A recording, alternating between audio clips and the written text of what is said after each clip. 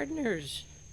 I'm in my driveway garden, as I call it, and I'm picking the last of my tomatoes. Today's kind of an overcast inside kind of day where I'm going to be doing some preserving of my harvest, and I'm going to do a video on my new food dehydrator, and I'm going to be making some venison jerky. The big question I had in my mind at the end of this harvest is I like to do a lot of canning, but is canning in this particular environment sustainable? So there's a shortage of canning lids, and I think you still can get jars. I have jars, but I don't have a lot of lids. So that was my thought with buying the food dehydrator. And the dehydrator is said to be able to capture more of the nutrients than canning.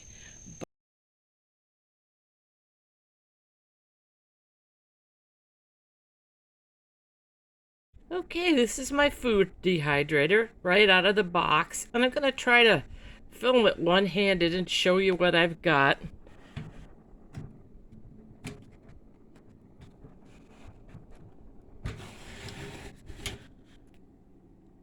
This is what it looks like inside. So you've got the fan in the back, and then on the edges here is where the trays go. Glass door.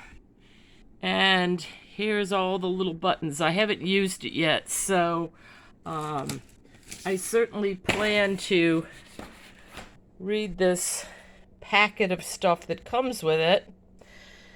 So here's some of the racks.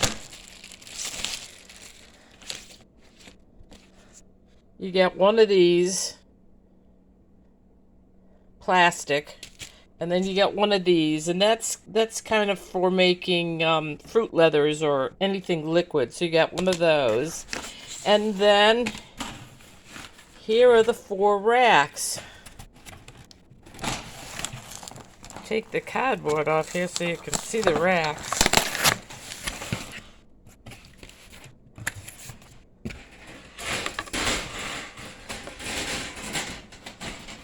The dehydrator comes with this little welcome packet, which has, a book with the user's manual, a little thank you card, and this handy little recipe book. So I'll have to look this over.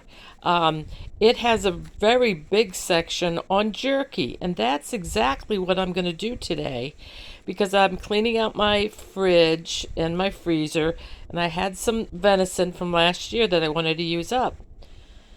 It also has how to dehydrate fruit, making fruit leathers, and snacks in here. Some sweets, cookies.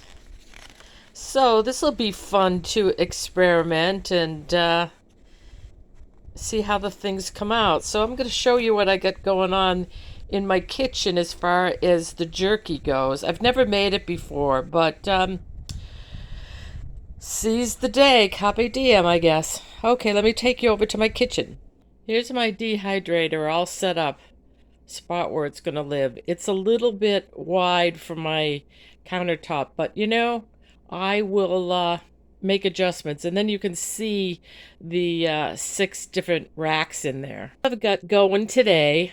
Obviously, you can see my tomatoes and my garlic. And here's all my tomatoes all ready to start my sauce. So that's going to be water bath canned when I get it done. But this is about jerky. So here's my venison all cut up in 1/4-inch strips. And the recipe that I'm using says that you got to marinate the venison slices for 12 hours in the fridge. So this package has been marinated for 12 hours. And I just put it in the bag, mixed up the marinade, and tossed it a little here and there. And this is a venison steak.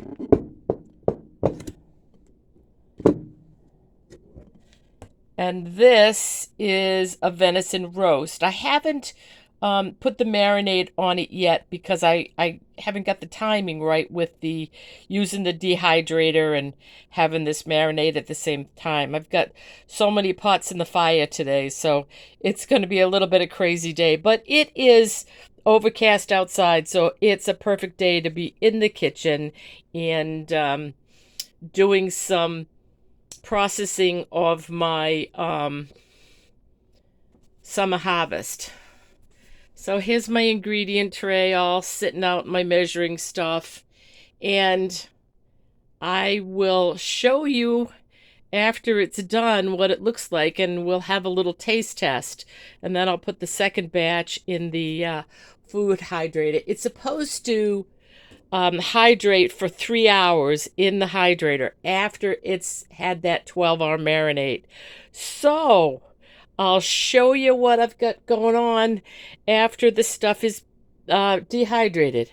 So I'll see you in 3 or 4 hours. All right. Guys, I'm back. We were talking about my new food hydrator, and I was making some venison jerky, and the jerky takes a little while. Food hydrator, so I decided to go out to the library and get some books. Sometimes I buy books for a reference, but I usually try to get it at the library so I can see if it's a book that I want to own. I just want to read it once, or I just want one recipe out of it, or something like that. So that's what I've been up to while the food hydrator's been working. The first batch of the venison jerky that I made from the steak cut of the meat came out wonderful. I've been munching on it, so I don't even know if I need to store it in jars, so there may not be any left. But the stuff that's in the food hydrator now is done. I'm allowing it to cool, and it is from the venison roast that I cut up. I changed the pieces a little bit so they're not the bigger pieces, so I kind of like that. So let me show you my library books, and then I'll show you the jerky, and then I'll also show you the tomatoes that I've canned. I made some sauce, and with the skins, I dehydrated the skins of the tomatoes to make tomato powder. So I'm having fun with my new dehydrator. I also have a couple of pecks of peaches in my car, so I'm going to peel those and can those in jars. But there was a nice little recipe that came in the cookbook that came with my dehydrator, where you put peach slices in honey and bourbon. I know, sounds yummy, right? So I'm going to work on those things for the rest of the day. So let me turn you around and show you the rest of the stuff. All right. Right now, but that's part of my owned library. And then this is the recipe that I was telling you about for the peaches. And this came with my food hydrator. So I'm going to try that. That looks delicious. Now let me walk over and show you the food hydrator and how Here's my new food hydrator, and it says end because it's at the end of the cycle. My recipe said to dehydrate for, I think, 3 hours. If you look at this, it's bendable. I mean, it's not crispy like a vegetable would be, and it's very delicious. So I'm going to go through all my trays. I think I had, what, 3, 4, 5 trays of the venison roast. So I'll take them off the parchment paper, and I'm going to put them in a wide mouth canning jar with an oxygen absorber. The oxygen absorber will keep it from rehydrating itself while it's in the jar. I don't have a food saver, but if you got a food saver bag, put it in that. Stick it in the freezer if you want. This is the first batch of the venison jerky, and what I did was I just put it in the Ziploc bag and just squeezed all the air out and put rubber band on it. But I'm going to give some of this to my kids and obviously to my son-in-law who gave me the venison. And I wanted to show you the tomato skins from the peels of my tomatoes. Now those are all dehydrated, and what I'm going to do is I'm going to put them in my Ninja Bullet and make that into a powder. But when I get the powder made, I'm going to put it in a much smaller jar because I don't want it to rehydrate. And if there's air in the jar, it's going to rehydrate. And this is just some summer squash that I dehydrated, and you can put some seasoning on that before you dehydrate it. Vegetables dehydrate at lower temperature than meat. So I'm going to put that in a jar, but I'm going to eat that like potato chips because it's very yummy. And anybody who knows me knows I'm crazy about my label maker. So look what I did to my brand new hydrator. I put the temperatures that you need to use when you're dehydrating, just until I get used to it and know it by heart.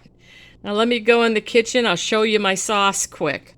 I got 6 quarts. Some of the jars are quart jars and some of the jars are pint and a half. I love the pint and a half because it's just the right size for my family.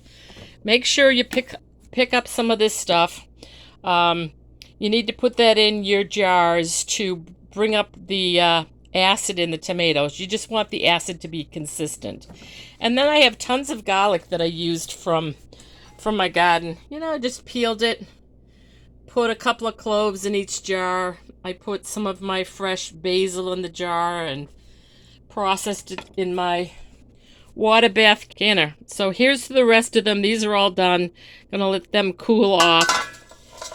And then I'm going to go out in my car and get those peaches and preserve those up. So I hope you had some fun with me with my new toy and the canning and the dehydrating. Let me know what kinds of things you do to preserve your harvest. And like I always say, happy gardening!